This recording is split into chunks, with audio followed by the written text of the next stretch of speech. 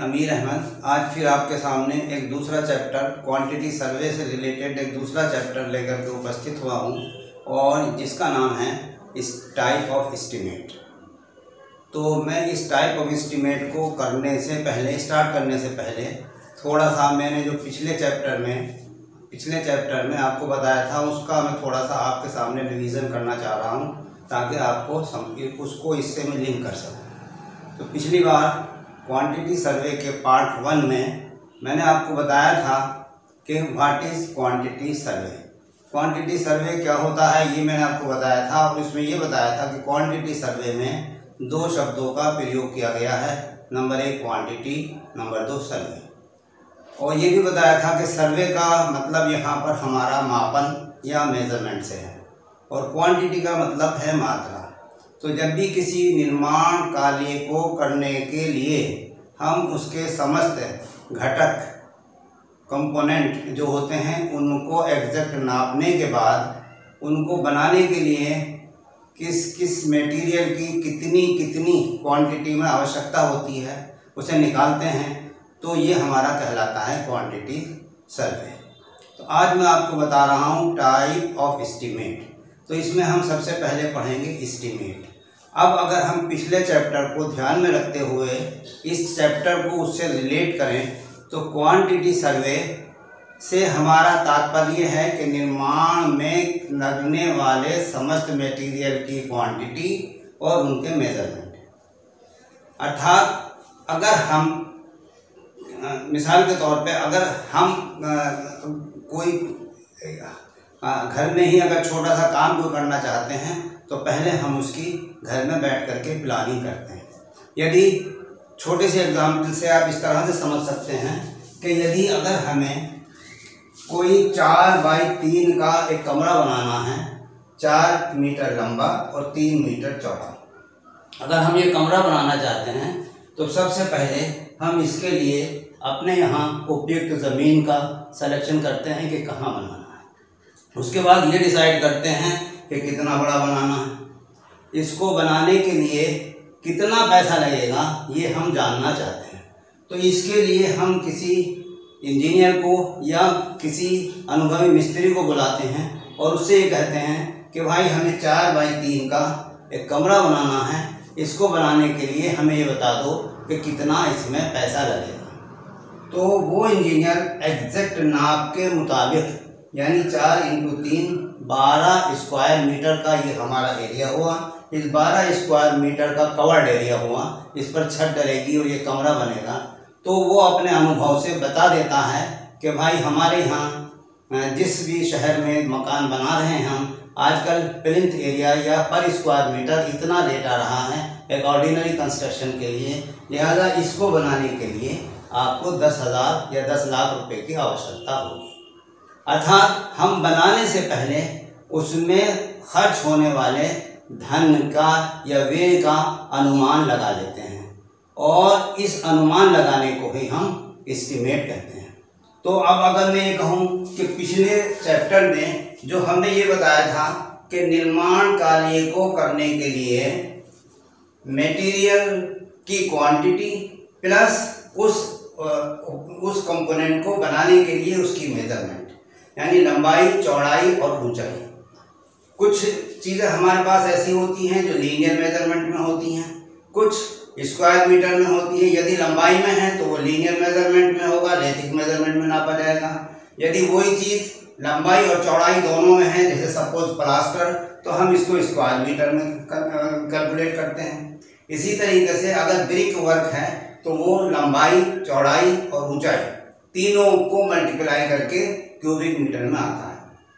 अर्थात मेजरमेंट से हम ये पता लगा लेते हैं कि कितनी क्वांटिटी की, उनकी गणना करने के बाद कि कितनी क्वांटिटी में किस मटेरियल की कितनी क्वांटिटी की आवश्यकता होगी।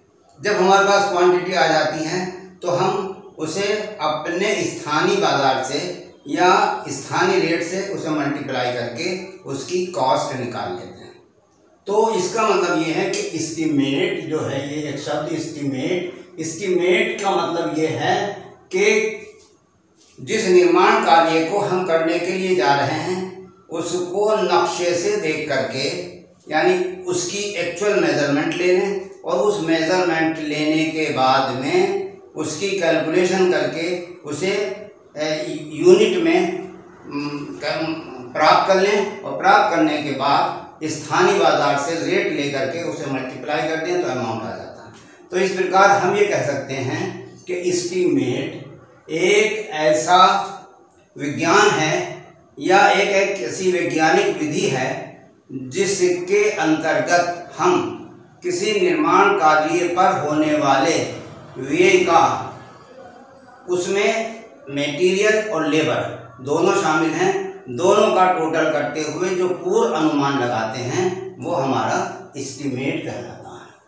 तो फिर से दोबारा से मैं बताऊं, एस्टीमेट, अगर एस्टीमेट की हम डेफिनेशन देना चाहें तो एस्टीमेट का मतलब होता है कि किसी निर्माण कार्य को करने के लिए उसके नक्शे को देखकर एग्जैक्ट मेजरमेंट लेकर के क्वांटिटी निकालना और उस डिफरेंट आइटम की क्वांटिटी निकालना और उन डिफरेंट आइटम के रेट यानी प्रति इकाई से जो उसके रेट हैं वो मल्टीप्लाई करके हम अमाउंट निकाल लेते हैं। तो ये हमारा एस्टीमेट हो जाता है या हमें पूर्व अनुमान लग जाता है।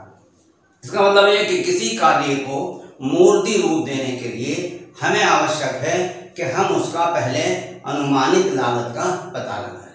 मैं फिर दोबारा से एक बार रिपीट करता हूँ, एस्टीमेट वह वैज्ञानिक विधि है जिसके द्वारा हम किसी निर्माण कार्य पर होने वाले व्यय जिसमें लेबर और मटेरियल दोनों शामिल हों उसको मल्टीप्लाई करते हुए स्थानीय बाजार के रेट से मल्टीप्लाई करते हुए एक अनुमानित लागत का पता लगाते हैं जिसे हम एस्टीमेट कहते हैं। ठीक, अब अगर ये हुआ what is an estimate, estimate किसे कहते हैं। कभी कभी डायरेक्ट एस्टीमेट न पूछ करके एग्जामिनेशन में क्या होता है कि वो मालूम कर लेता है what is the necessity of an estimate, कि एक एस्टीमेट बनाने की क्या आवश्यकता है। तो देखिए बच्चों, इसलिए बहुत आसान क्वेश्चन है, हम जो अभी हमने डेफिनेशन बताई इस डेफिनेशन में से ही आप इसको निकाल लेते हैं।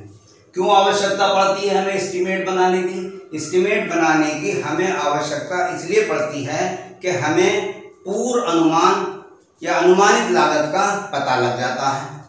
जब पता लग जाता है तो हम धन की व्यवस्था करते हैं और जब हमारे पास व्यवस्था हो जाती है तब हम अपने कार्य को प्रारंभ करते हैं। एक बात। दूसरी बात ये हुई कि इस उक्त कार्य को या किसी भी निर्माण कार्य को करने के लिए उसमें कितना मटेरियल लगेगा और क्या क्या लगेगा उसका पता चल जाता है। इसके अलावा उसमें लेबर कितनी लगनी है, क्या क्या लेबर लगनी है। तो आमतौर पे 65% से लेकर के 70% तक जो खर्च आता है वो मटेरियल का होता है और 35 से 30% से लेकर के 35% तक खर्चा जो आता है लेबर का आता है। तो इस प्रकार हम ये कह सकते हैं कि हमें एस्टीमेट बनाना इसलिए आवश्यक है कि हम पूर्व में ही अपने धन की व्यवस्था कर सकें। नंबर 1 धन की व्यवस्था कर सकें, नंबर 2 मटेरियल की व्यवस्था कर सकें, क्या क्या मटेरियल आना है, कितना कितना आना है उसकी व्यवस्था कर सकें और लेबर की व्यवस्था कर सकें। अर्थात उसको मूर्ति रूप देने के लिए हमें जिन जिन चीज़ों की आवश्यकता होगी उनको हम पहले से ही अरेंज कर सकें। नंबर 1। नंबर 2, इसके आगे दूसरी बात होती है कि चूंकि अब अगर ये काम हम अपने स्मॉल रूप में अपने घर पर करा रहे हैं तो ये तो हम अपने आप कर लेते हैं या छोटे से क्या नाम मिस्त्री को बुला करके कर लेते हैं, लेकिन यही अगर लार्ज स्केल पर होना है तो फिर बड़ी कंपनियों द्वारा ये खुद न करके या सरकारी कार्य कहीं किया जाना है तो हम ठेकेदार की मदद लेते हैं और ठेकेदार को नियुक्त करने के लिए उसके लिए भी हमें पहले एस्टीमेट बनाना होता है और एस्टीमेट बनाना होता है और उसको ये बताना होता है कि भाई हमें ये मकान या ये निर्माण कराना है और इस तरीके से कराना है। लिहाजा उसके लिए हम उससे क्या नाम कोटेशन या टेंडर लेते हैं, अर्थात सारी कंडीशंस कोटेशन की कि हमारे पास क्या क्या काम होना है, किस किस रेशियो में होना है, कितना कितना होता है कि उसमें तो ठेकेदार को वो सारी कंडीशंस देते हुए हम उससे रेट लेते हैं और उसी में इसके अलावा ये भी होता है कि कितने समय में उसे पूरा करना है। तो टेंडर और कोटेशन आमंत्रित करने के लिए इस तरीके से हम ये कह सकते हैं कि एस्टीमेट बनाना, निर्माण कार्य से पूर्व एस्टीमेट बनाना अति आवश्यक है। उसके अभाव में हम एग्जैक्ट अपना काम नहीं करा सकते। अब कभी कभी यही सवाल नेसेसिटी के रूप में ना आकर के फिर ये आ जाता है, what are the object of an estimate. Estimate के क्या उद्देश्य हैं? तो देखिए, एस्टीमेट के उद्देश्य भी वही है जो एस्टीमेट की नेसेसिटी है, और एस्टीमेट की नेसेसिटी वही है जो उसकी डेफिनेशन है। इसका मतलब ये कि ये दोनों सवाल, पहला सवाल नेसेसिटी ऑफ एन एस्टीमेट और दूसरा सवाल ऑब्जेक्ट ऑफ एन एस्टीमेट, इन दोनों सवालों को हम इसी क्वेश्चन के, अगर हमें डेफिनेशन एग्जैक्ट अच्छी तरीके से याद है और हम समझते हैं तो हम लिख सकते हैं। कभी कभी ऐसा होता है कि हमें डेफिनेशन तो याद है लेकिन डायरेक्ट डेफिनेशन ना करके अगर नेसेसिटी के रूप में क्वेश्चन आ जाता है या उद्देश्य के रूप में क्वेश्चन आ जाता है तो बच्चे उसको नहीं कर पाते। लिहाजा बच्चों, मैं आपको बता दूं, ये नेसेसिटी, ये आवश्यकता ऑफ एस्टीमेट और उद्देश्य ऑफ एस्टीमेट कोई अलग चीज नहीं है, ये वही चीज है जो हम एस्टीमेट की डेफिनेशन में दे रहे हैं। बस फर्क सिर्फ में इतना है कि इसको हम एक नोट के रूप में लिखेंगे और नीचे पहले उसकी व्याख्या करते हुए एस्टीमेट की व्याख्या करेंगे, एस्टीमेट को बताएंगे और उसकी डेफिनेशन लिखने के लिए उसे हाईलाइट कर देंगे, कुछ टेक्निकल और कुछ वैज्ञानिक शब्दों का प्रयोग करते हुए। हमारा उद्देश्य ये होगा कि हम ये बता दें कि एस्टीमेट का उद्देश्य है या मकसद है, या एस्टीमेट का मतलब है पूर्व अनुमान लगाना। अब चूंकि हम निर्माण सिविल से संबंधित हैं तो हम किसी निर्माण कार्य पर खर्च होने वाले व्यय का ही अनुमान लगाते हैं, तो हम इसको कहते हैं एस्टीमेट। एस्टीमेट, अब इसमें एक शब्द और आता है एस्टीमेट के साथ, एस्टीमेट के साथ आता है कॉस्टिंग और वैल्यूएशन। इसका मतलब ये है कि एस्टीमेट में जितनी भी क्वांटिटी आई है उसको पर यूनिट दर से, पर यूनिट दर का क्या मतलब है? जैसे मिसाल के तौर पे एक हमारे पास आया कि हमें निर्माण करने के लिए 50 बोरी सीमेंट की आवश्यकता होगी। लिहाजा अब हम बाजार से मालूम करें, यदि 400 रुपये का एक कट्टा है तो हम 500 रुपये से उसे गुणा कर दें तो हमें सीमेंट की कीमत आ जाएगी। ये हुई लागत, जिसे हम कहते हैं कॉस्टिंग।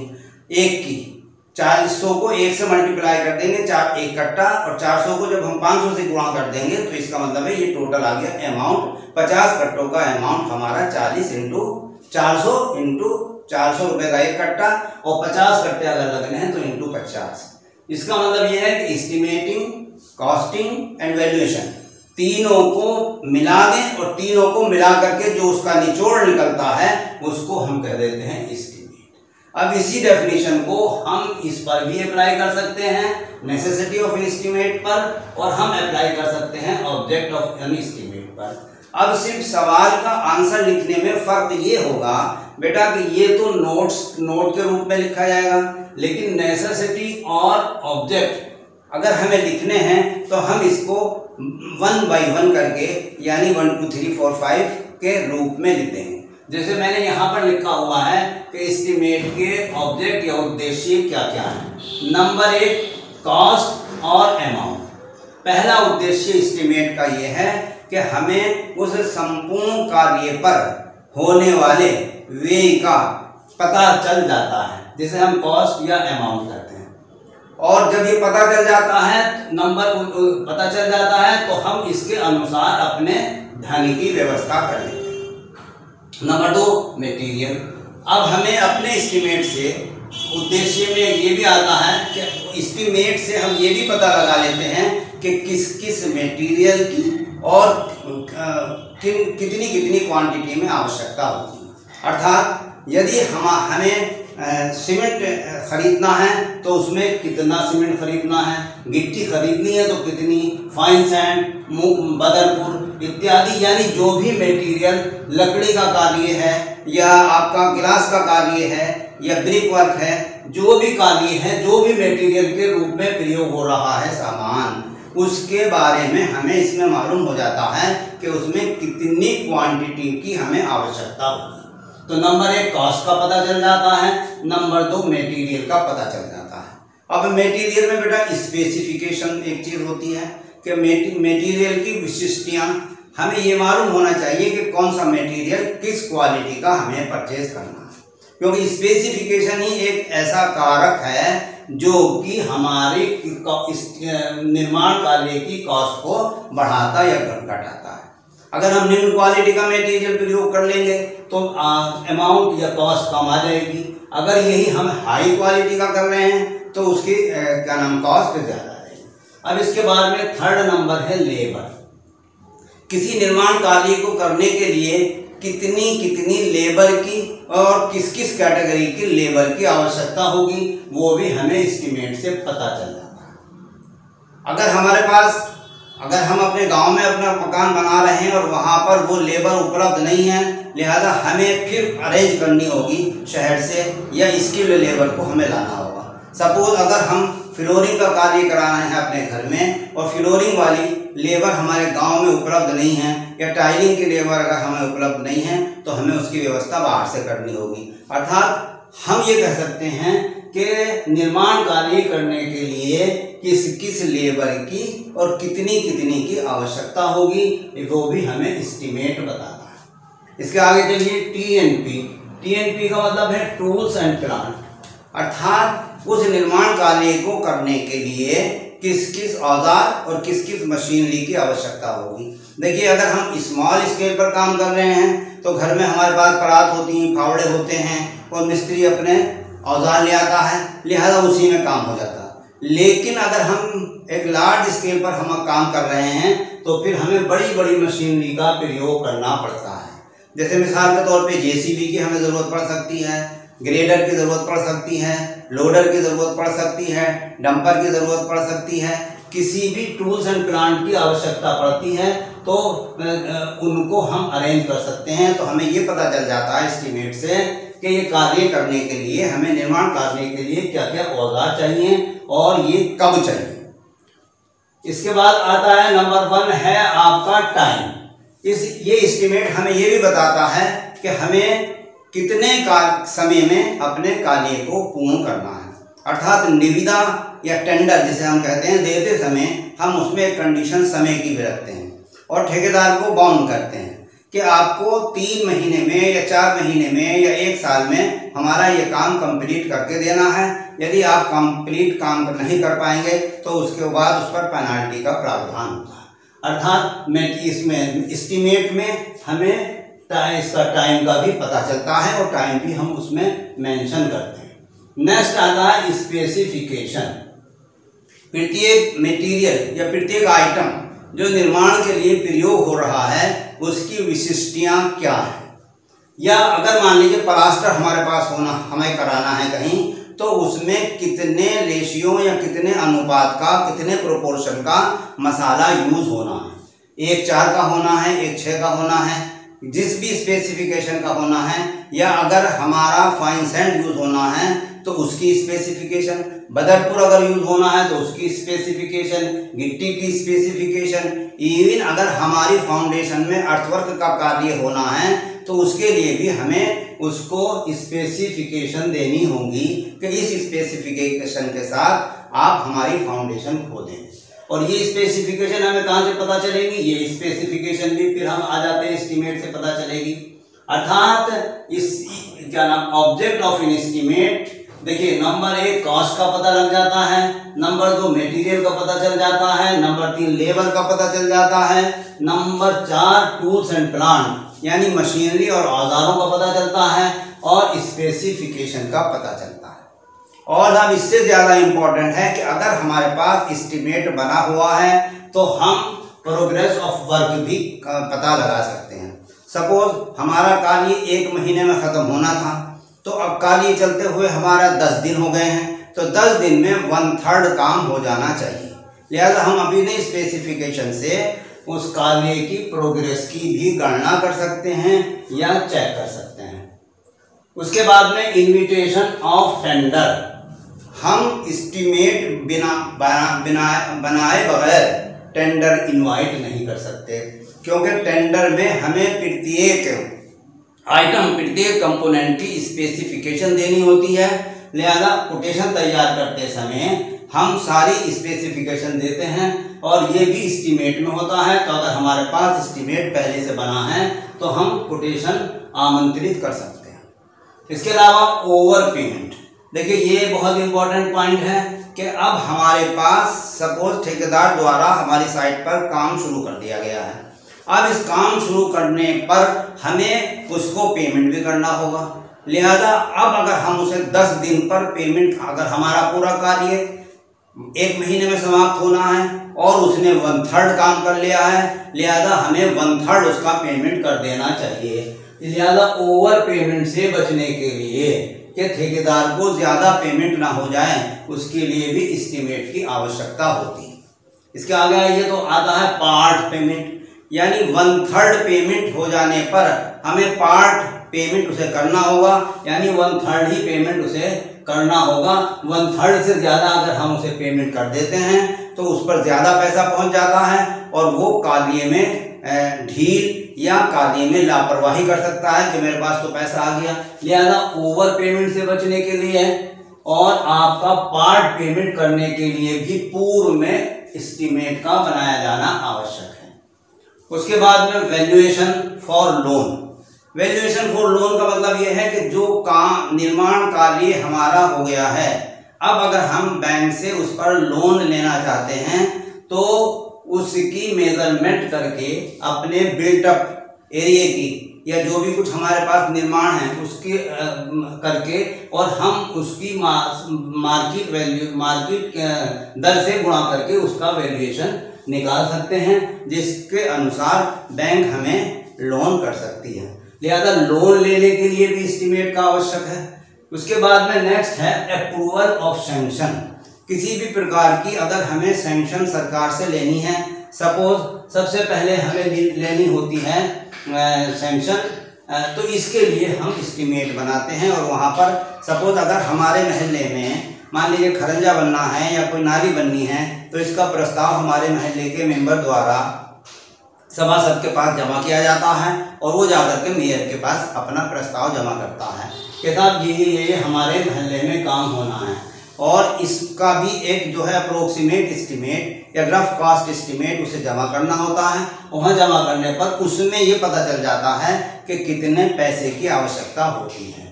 तो अप्रूवल ऑफ सैंक्शन भले फाइनेंशियल हो, टेक्निकल हो या एडमिनिस्ट्रेटिव, किसी भी प्रकार की सैंक्शन लेने के लिए सैंक्शन अथॉरिटी से सैंक्शन लेने के लिए हमें एस्टीमेट बनाना आवश्यक है।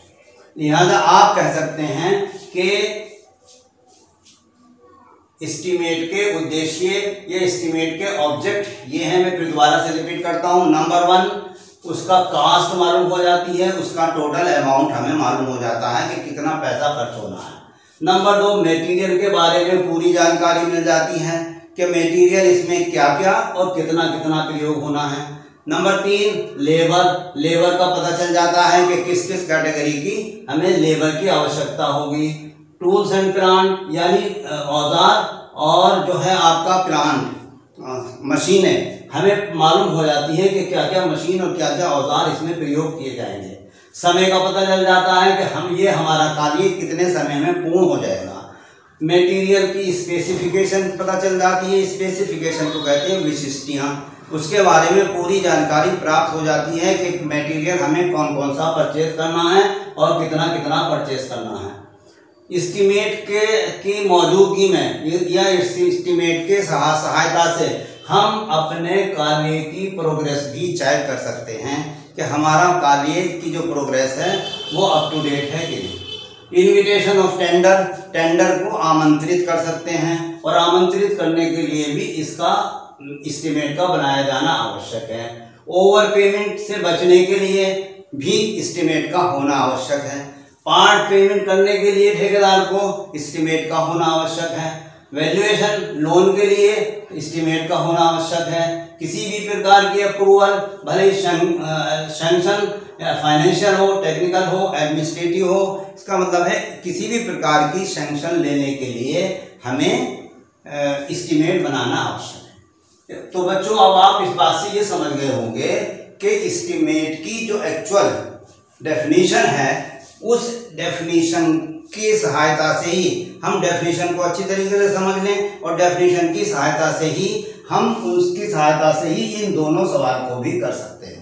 यानी अगर हमें एस्टीमेट के बारे में अच्छी जानकारी है कि एस्टीमेट क्या होता है, तो उसी से फिर हम उसकी नेसेसिटी और उसके उद्देश्य भी निकाल सकते हैं। एक बार फिर मैं और रिपीट कर दूं कि किसी भी निर्माण कार्य को करने के लिए उस पर आने वाले व्यय और जिसमें मटेरियल और लेबर दोनों शामिल हों, कितना उसमें व्यय आएगा या कितना धन लगेगा, उसका पूर्व अनुमान लगाना एक वैज्ञानिक विधि से, तार्किक विधि से लगाना एस्टीमेट कहलाता है। यह एस्टीमेट एक ऐसी वैज्ञानिक विधि है जिसके द्वारा हमें ये पता चलता है कि किसी भी निर्माण कार्य को कराने के लिए उसमें लगने वाले मटेरियल, उसमें लगने वाले आइटम और उसमें लगने वाले मटेरियल और कितनी कितनी क्वांटिटी में लगेंगे, उसका पूर्व अनुमान हमें एस्टीमेट से लग जाता है। तो इस एस्टीमेट की डेफिनेशन से आप नेसेसिटी का भी क्वेश्चन कर सकते हैं, आप ऑब्जेक्ट का भी, उद्देश्यों का भी क्वेश्चन कर सकते हैं। अच्छा,